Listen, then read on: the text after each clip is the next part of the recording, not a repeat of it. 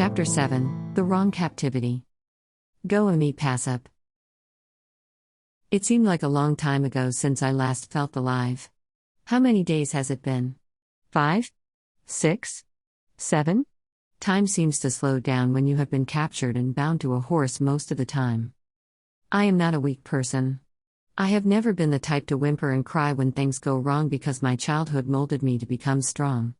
Mother died. Father deserted us. Grandma died. Our relatives took us in, but after a few months, Miroe and I were out in the world, young and unprotected, because nobody loved us enough to care about what was to become of us.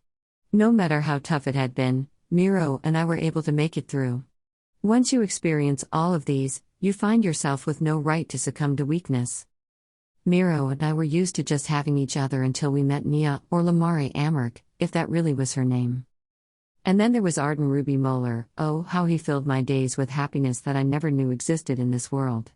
The songs sounded lovelier, the colors more vibrant, and I was so alive when Arden was still by my side. Everything was better until the day he died. I can do it. I am strong. This was what I kept telling myself all this time, that nothing could break me. But why were there tears streaking my face? She's inside, a gruff voice said, cutting my train of thoughts. There was laughter. The tent flap opened, and I could see the silhouette of two men entering the tent. My arms were bound, so I could not protest when the first man lifted me. I grunted and instinctively bit his hand. A loud sound came after as the back of his hand hit my face. I could taste the blood that dripped from the corner of my mouth. How could these crafty men desire me when I stank and had had no decent baths since they captured me? I was barely a woman.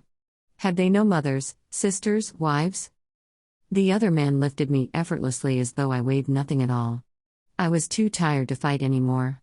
As both of them took turns hurting me and taking my honor, I prayed to the gods to end my life now. This was not how I wanted to live. This was hell. Somebody grunted while the other one laughed loudly. I could hear one man go out. "You're an ass," spat another man. He just laughed and replied, "When you side with the Emperor, you cannot do anything wrong. This is just a reward for serving him. Don't you know? If you want, just enter the tent and do your thing." Their words died in my ears as my sobs racked my entire body. I felt dirty, and I wanted to rid myself of my skin. It sickened me so much that I vomited myself to unconsciousness.